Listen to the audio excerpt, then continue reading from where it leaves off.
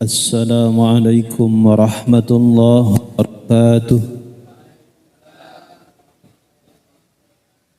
Alhamdulillahi haqqa hamdih, assalatu wassalam khairi abdih Sayyidina wa maulana Muhammadin wa ala alihi wa sahbihi, amma ba'du.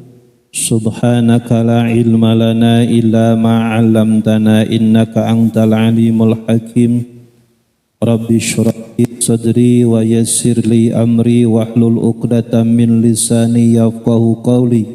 Allahumma zidna ilma warzuqna fahma wa atinal hikmah wa alhiqna bis salihin bi rahmatika ya arhamar rahimin.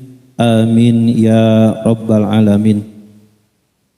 Para hadirin jemaah, tuan-tuan guru, para hujjaj, para asatiz, mari sama-sama pertama kita berdoa untuk saudara kita yang sedang dilanda musibah.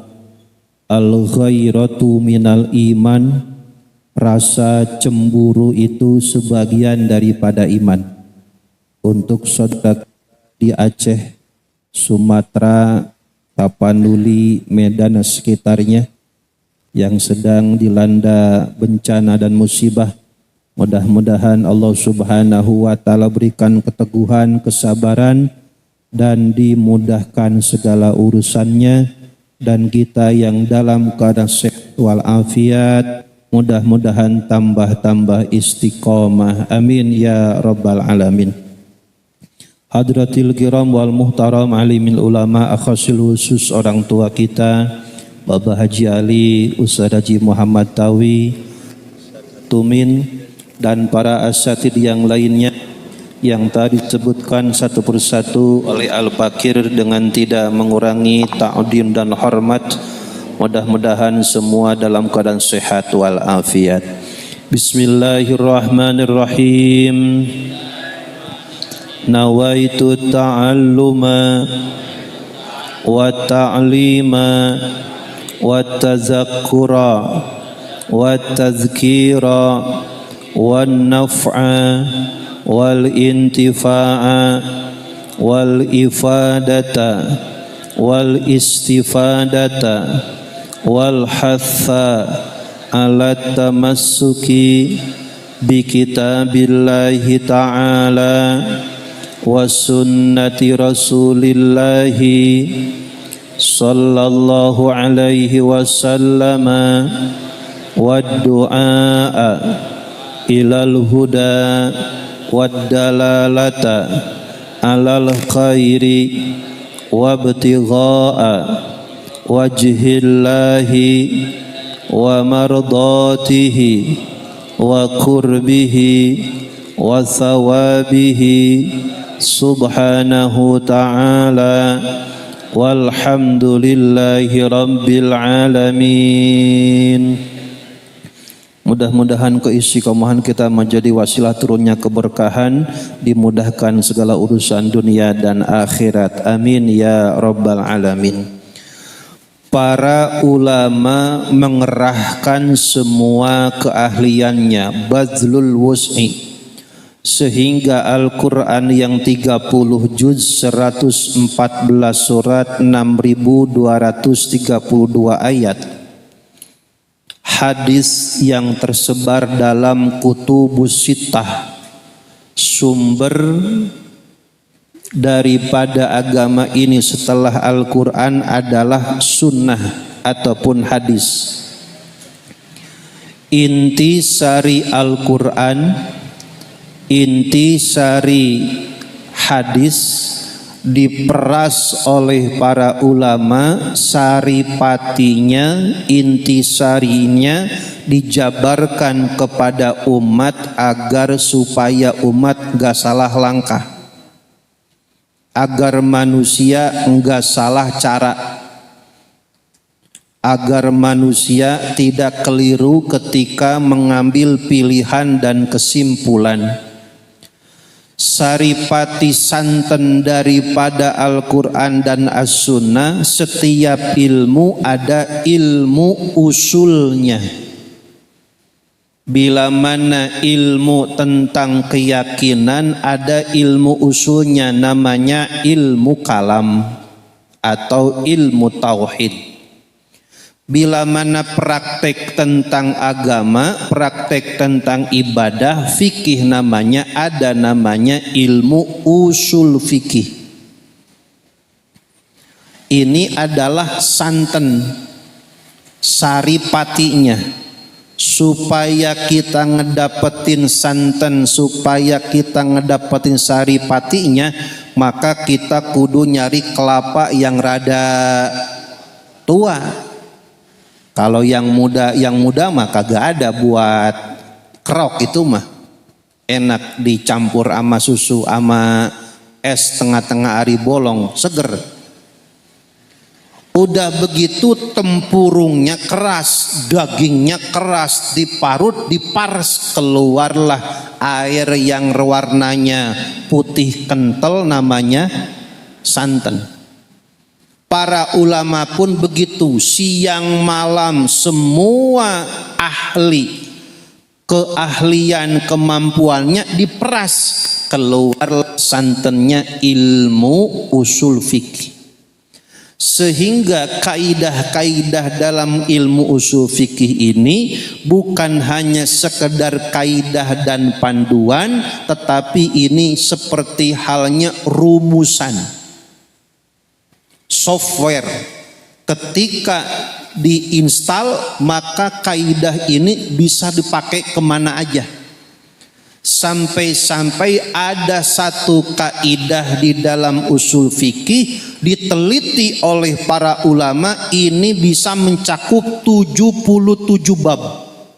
Kaidah cuma satu, kaidahnya cuma satu, tapi 77 bab pembahasan dalam bab fikih. Coba itu, kaidahnya cuma satu kaidahnya, tetapi bisa mencakup 77 cabang bab permasalahan dalam fikih. Sebegitu hebatnya para ulama. Salah satu kaidah dalam usul fikih yang bersumber daripada hadis baginda Rasul Muhammad sallallahu alaihi wasallam, hadisnya sudah populer, sudah familiar, tidak asing di telinga kita. Hadis itu berbunyi innamal a'malu binniyat. Dari hadis ini asal usul asal mulanya innamal a'malu binniyat diriwayatkan oleh para ulama, diriwayatkan para sahabat. Lama qadima Rasulullah sallallahu alaihi wasallam al-Madinata, ketika Rasul hijrah dari Mekah ke Madinah, emang kagak bawa mobil, kagak bawa motor, kagak bawa banda. Maka oleh karena para sahabat dari Mekah termasuk Rasul ketika hijrah dari Mekah ke Madinah tidak membawa harta kekayaan, rumahnya ditinggalin, warungnya ditinggalin, kebunnya ditinggalin, usahanya ditinggalin. Yang dibawa sekujur badan iman Islam.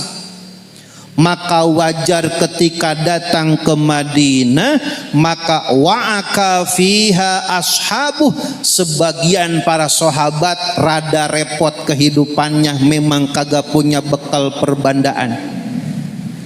Akan tetapi di balik hijrah ini, wa qadima rajulun fatazawwaja imra'atan muhajiratan, ada baik. Orang mah hijrah dari Mekah ke Madinah ngikutin Rasul. Orang mah hijrah ke Madinah pengen dakwah ngedukung Rasul. Ada be ini mah hijrah dari Mekah ke Madinah ngejar-ngejar janda. Tuh, ada baik ini. Orang mah niatnya lempeng-lempeng aja, yang lain mah. Ini mah ada sahabat dari Mekah ke Madinah jaraknya 450 km.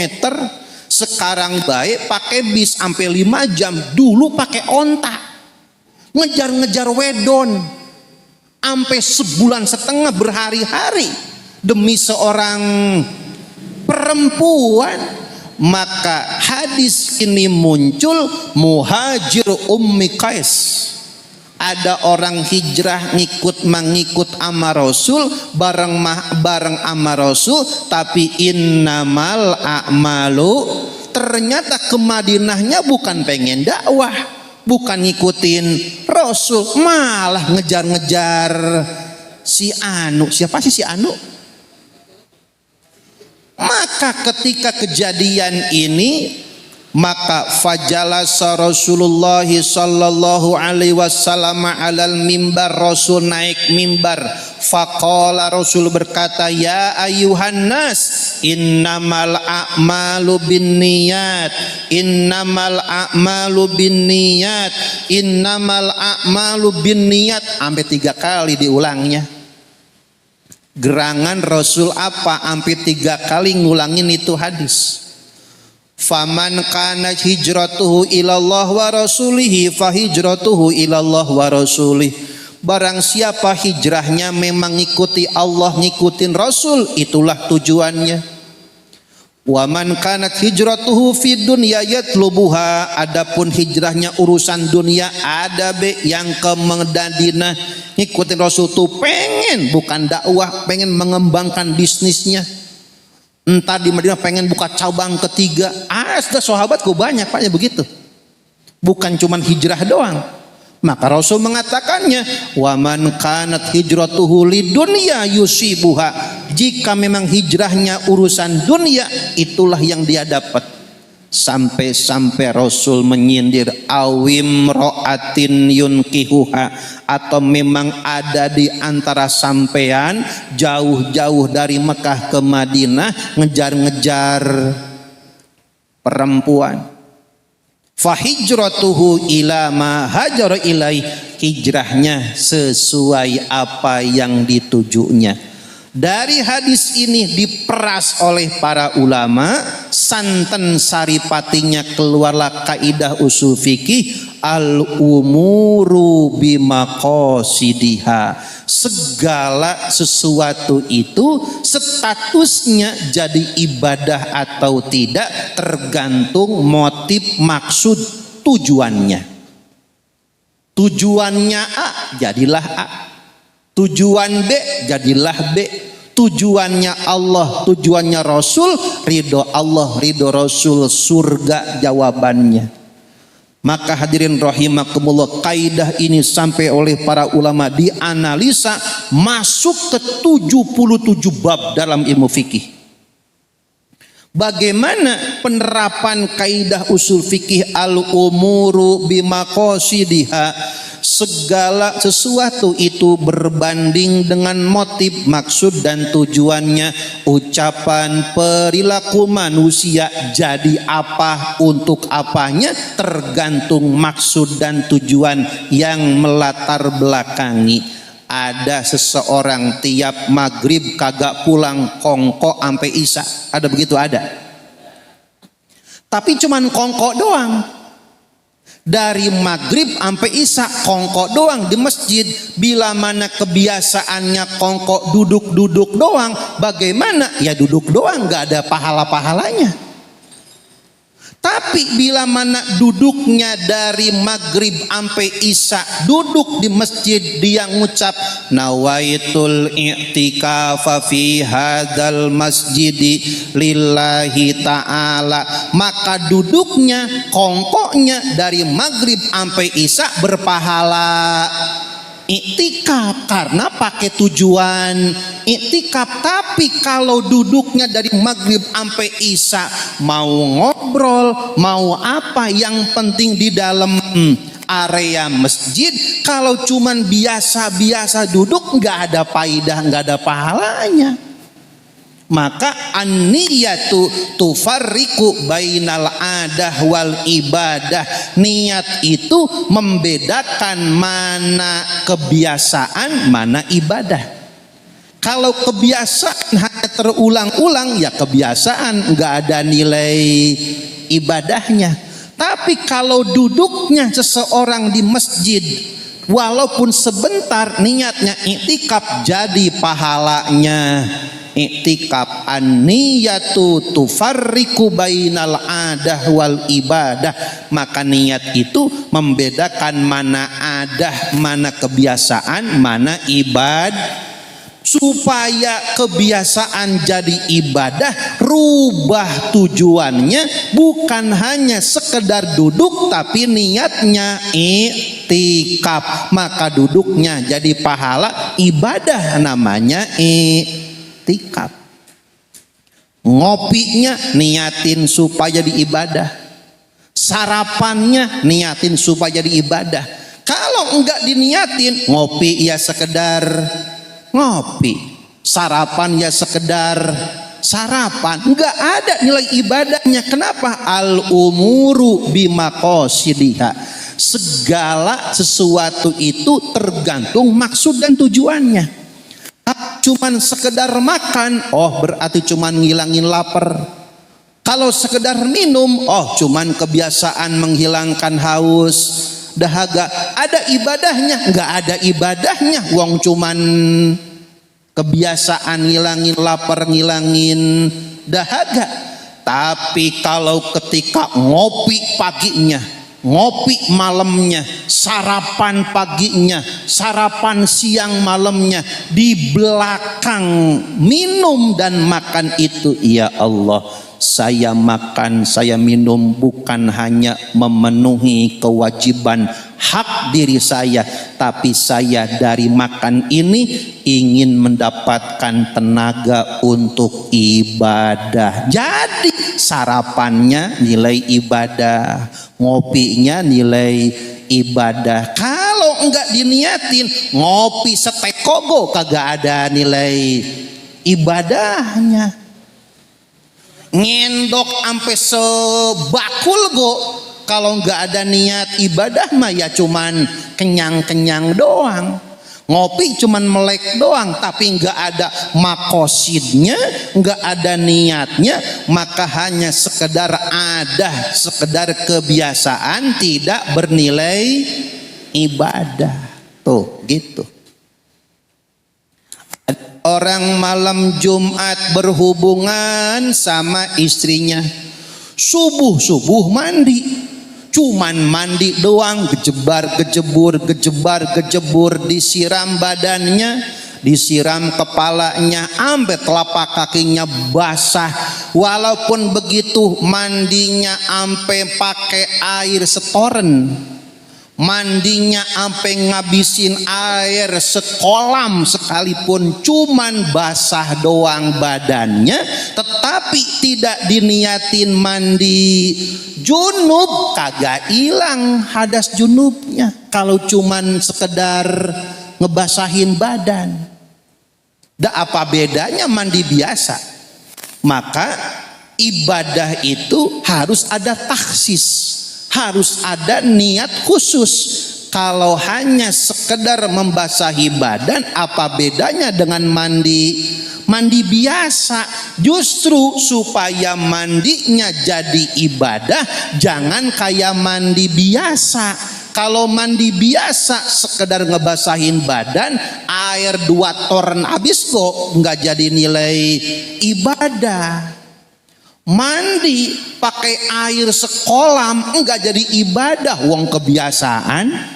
Tapi kalau mandinya pagi hari, ketika malamnya berhubungan badan dengan istrinya, maka setelah pas ketika mandi, cur, netes air dari gayung ke badan, nawaitul gusla lirafil hadasil akbari fardho lillahi. Gak usah setoren, gak usah sekolam, seember 2 ember go, yang penting rata, sah mandinya. Kenapa? Pakai niat. Kalau enggak pakai niat, air sekolam habis go. Kalau enggak niat mah kagak ada rubah statusnya. Ini bagaimana para ulama menarik benang merah al umuru bimaqasidiha. Setiap perilaku manusia itu tergantung maksud dan tujuannya. Yang ketiga, contoh lagi, kalau usul fikih mah kagak bakal ngeh kalau nggak dikasih contoh. Ada petani nanem tanahnya sama yang ditanam anggur. Kalau yang ditanamnya anggur, niat nanam anggurnya untuk dikonsumsi sendiri, anggur ditanamnya untuk dijual ke pasar, khair, jadi ibadah. Tapi kalau asal mula nanam anggur dari awalnya diniatin untuk mensuplai pabrik AO, nanam anggurnya buat mensuplai pabrik Homer, nanam anggurnya haram. Walaupun cuma nanam anggur, anggurnya mah sama, tanahnya mah sama, pupuknya mah sama. Yang beda apanya Pak? Niatnya yang beda. Kalau awal niatnya nanam anggur buat dikonsumsi, buat dijual, khair, jadi ibadah. Tapi kalau nanam anggurnya diniatin untuk dijual, mensuplai produksi Homer, produksi pabrik topi miring, maka nanam anggurnya jadi haram. Sama baik kita ngasih golok orang yang mau berantem. Betul Pak? Ini orang berantem dikasih golok, dah sama baik kita nolong orang suluh bacok-bacokan. Awalnya mah memang nanam anggur doang, tapi innamal a'malu binniyat, al umuru bimaqasidiha. Setiap sesuatu itu tergantung daripada maksud dan tujuannya. Tapi hebat cerdasnya para ulama, kaidah ini enggak boleh ditelan mentah-mentah. Ada remnya, ada koplingnya. Kalau kaidah ini ditelan mentah-mentah bahaya Pak. Oh, kalau begitu mah yang penting niatnya aja. Kalau begitu mah boleh nyuri hasil nyurinya buat sedekah. Oh boleh begitu mah korupsi hasil korupsi buat ngebangun masjid. Dah. Maka dibatasi oleh para ulama, an-niyatul hasanah la tubarrirul haram. Niat yang baik tidak bisa melegalkan sesuatu yang terlarang. Walaupun niatnya, pertanyaannya, ngebangun masjid bagus tidak? Sedekah bagus tidak? Tapi supaya sedekah nyuri dulu. Pertanyaannya, boleh gak nyurinya? Ini buat sedekah ini. Buat sedekah. Pertanyaannya, bagus nggak bangun masjid? Bagus, tapi korupsi dulu. Boleh nggak korupsinya?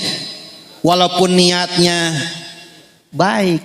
Walaupun niatnya baik, tidak boleh yang haram tetap haram walaupun niatnya baik. Pertanyaannya, ngehibur orang bagus nggak Pak?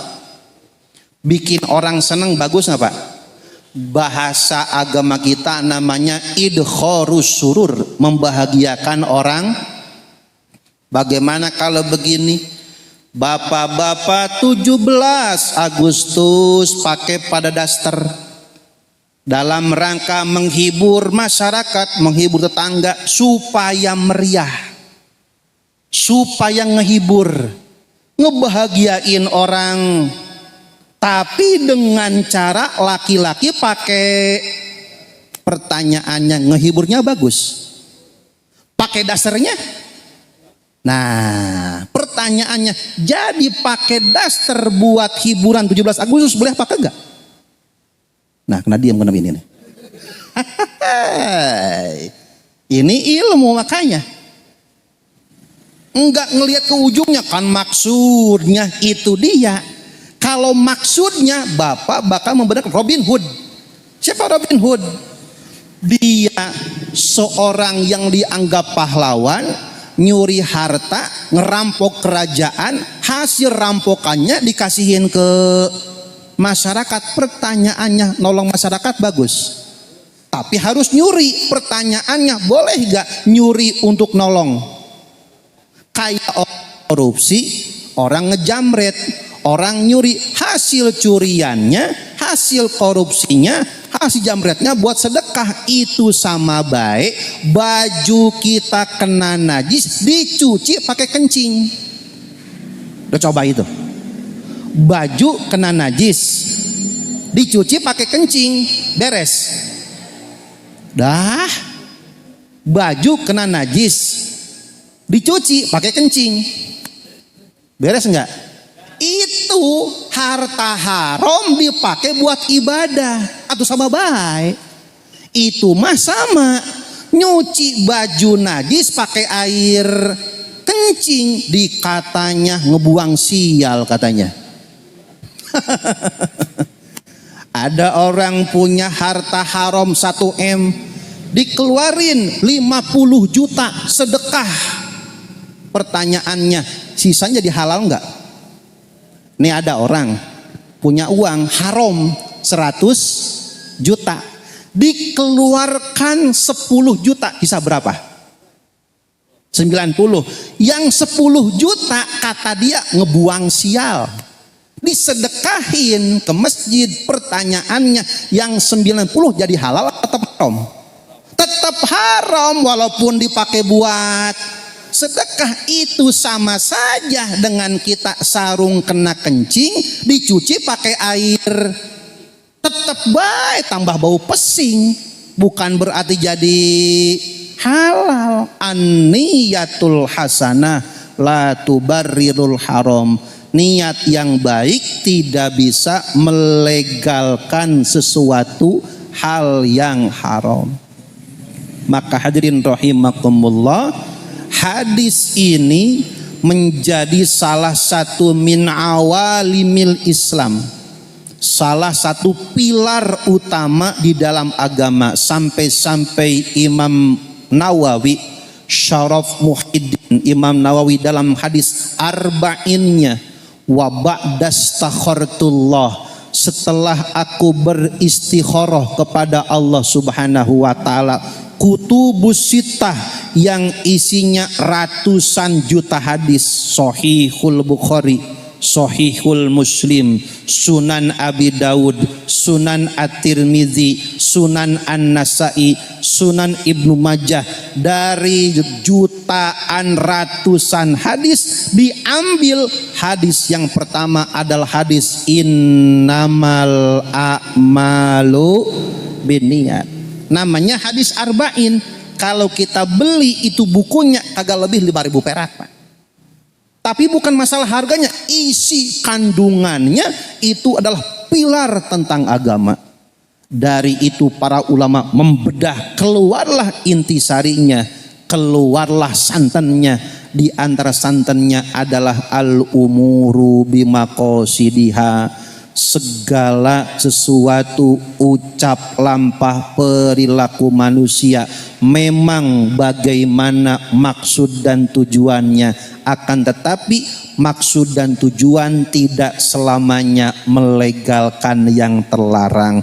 Yang halal tetap halal, yang haram tetap haram walau niatnya baik sekalipun. Hadirin rahimakumullah yang dirahmati Allah Subhanahu wa taala, inilah ujangan nasihat para ulama dalam rangka watawasobil haq watawasobis sabr, dalam rangka meluruskan niat.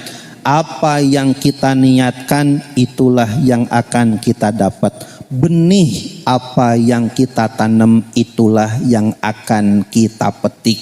Tanah itu gak bakal bohong.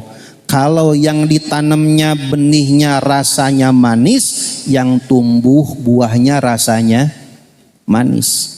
Kalau yang ditanam sekalipun, ditanamnya sampai dalam sekalipun, enggak ada yang tahu, tapi benihnya rasanya pahit, yang muncul buah rasanya pahit. Innamal a'malu binniyat. Siapa yang menanam, dia akan menuainya. Manusia hanya dua, untuk menanam, untuk memetik. Ketika memetik, Hati-hati yang ditanamnya.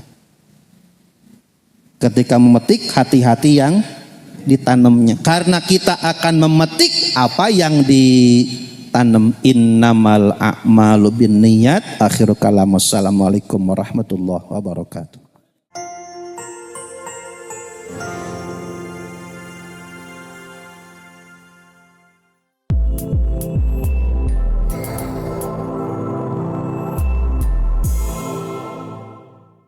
Siaran langsung YouTube channel live streaming Fadlan Sel.